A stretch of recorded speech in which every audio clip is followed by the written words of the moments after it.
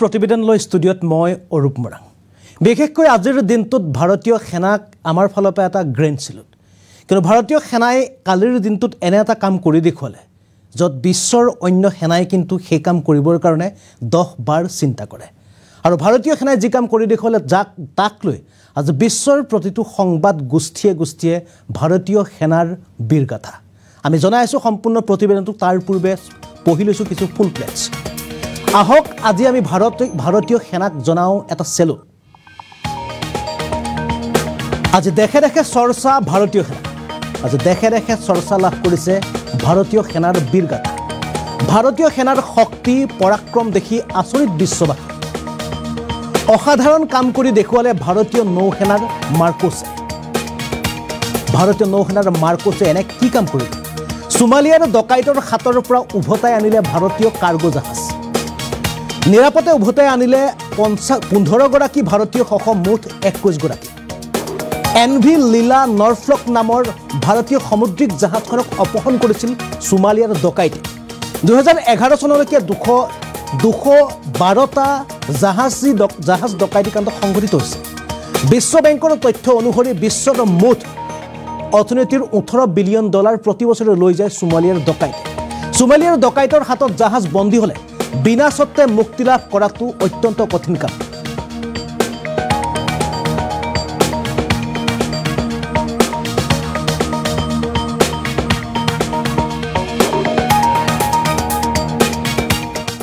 और कालिर दिन भारतीय सेनाई जिखिनि काम करि देखुवाले विशेषকৈ भारतीय नौसेनार मार्कोस बाहिनीয়ে जितु काम करि देखुवाले ताक লৈ इतिया विश्वर प्रतिटु दरबारे विश्वबासीয়ে इतिया भारतीय नौसेनार जी शक्ति जी पराक्रम हे पराक्रमक লৈ তেওঁলোকে চৰ্চা কৰিছে আপুনি CNN BBCৰ পৰা আৰম্ভ কৰি আল জাজিৰাৰ পৰা আৰম্ভ কৰি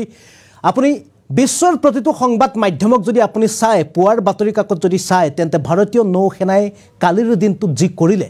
15 গৰাকীকৈ যি উভতাই আনিলে তাক লৈ এতিয়া সকলোফালে চৰ্চা লাভ কৰিছে ভাৰতীয় নৌসেনাই আচলতে ভাৰতীয় নৌসেনাৰ এই মাৰ্কোস কি হয় मार्कोस सेनात भर्ती हबर कारणे भारतीय सेनार फाলৰ পৰা কেনেধৰে আগতীয়া প্ৰশিক্ষণ লব লাগে এজন মাৰ্কোস সেনা হবৰ কাৰণে কিমান কষ্ট কৰিব লাগে এই সম্পৰ্কত আমি আজি এক বিশেষ প্ৰতিবেদন প্ৰস্তুত কৰিছো এবাৰ দেখুৱাব বিচাৰিছো মাৰ্কোস হবৰ কাৰণে কিমান কষ্ট কৰিব লাগে সেই সম্পৰ্কে এক বিশেষ প্ৰতিবেদন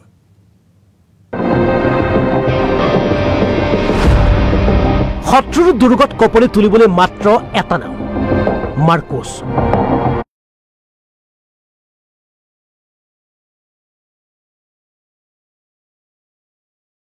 भारतर प्रथम हारी हाईली स्पेशल फोर्स হৈছে मार्कोस হয়তো আপুনি এই মার্কোস স্পেশাল ফোৰ্সৰ নাম বহুবাৰ শুনিছে কিন্তু আজি আমি জনাম মাৰ্কোস ফোৰ্সৰ এনে কিছুমান বিশেষ তথ্য যি তথ্য জানি আপুনি এগৰাকী ভাৰতীয় হিচাপে নিজকে গৌৰৱ অনুভৱ কৰিব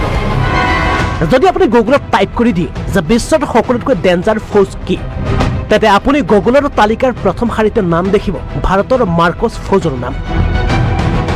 আৰু কোৱা হয় 1 লাখ ভাৰতীয় সেনাৰ মাজৰ পৰা মাত্ৰ এজনহে মাৰ্কোস সেনাৰ জন্ম হয়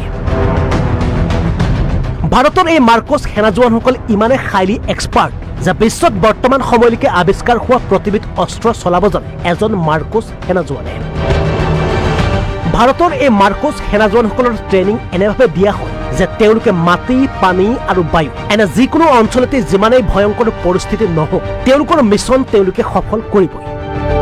পিছে এজন মাৰ্কোস সেনাজোৱান হোৱাটো ইমান ভাতৰ লগত পানী খোৱা কথা নহয় এগৰাকী মাৰ্কোস সেনাজোৱান হিচাপে নিৰ্বাচিত হ'বৰ বাবে আপুনি 4 প্ৰকাৰ পৰীক্ষাত অৱতীৰ্ণ হ'ব লাগিব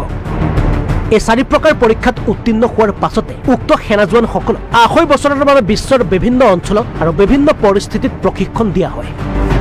এই প্ৰশিক্ষণ কালছোৱাত মাৰ্কোস জোৱানসকল প্ৰশিক্ষণ দিয়ে আমেৰিকান নেভি সিল আৰু ব্ৰিটেইনৰ ব্ৰিটিছ স্পেশাল এয়াৰ সাৰ্ভিস গ্ৰুপে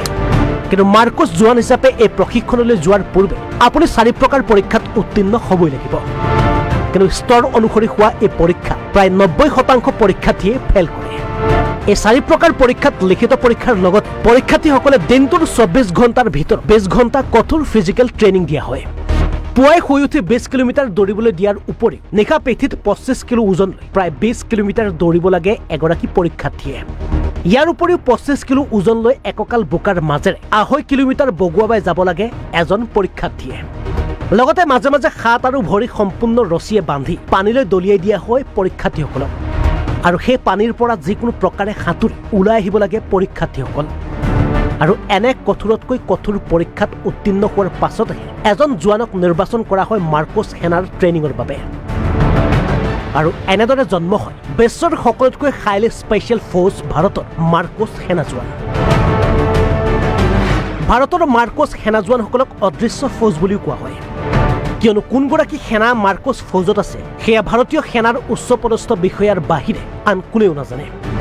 আনকি এগৰাকী মাৰ্কোছ সেনা জোৱানৰ তেওঁৰ পিতৃ মাতৃয়েও নাজানে যে তেওঁলোকৰ সন্তান এগৰাকী মাৰ্কোছ জোৱান বুলি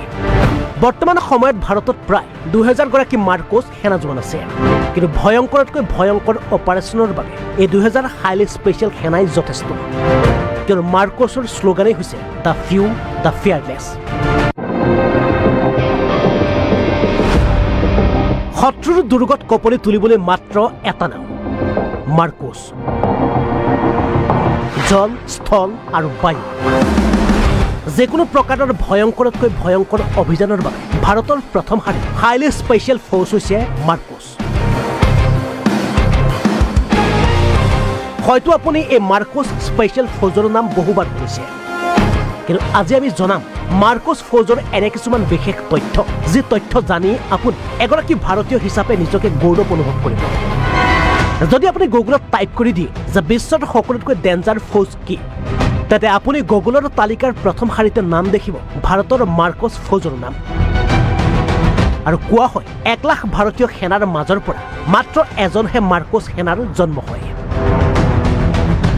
ভাৰতৰ এই মাৰ্কোছ সেনা জোৱানসকল ইমানে হাইলি এক্সপাৰ্ট যে বিশ্বত বৰ্তমান সময়লৈকে আৱিষ্কাৰ হোৱা প্ৰতিবিধ অস্ত্ৰ চলাব জানে এজন মাৰ্কোছ সেনা জোৱানে ভাৰতৰ এই মাৰ্কোছ সেনা জোৱানসকলৰ ট্ৰেইনিং এনেভাৱে দিয়া হয় যে তেওঁলোকে মাটি পানী আৰু বায়ু এনে যিকোনো অঞ্চলতে যিমানেই ভয়ংকৰ পৰিস্থিতি নহওক তেওঁলোকৰ মিছন তেওঁলোকে সফল কৰিবই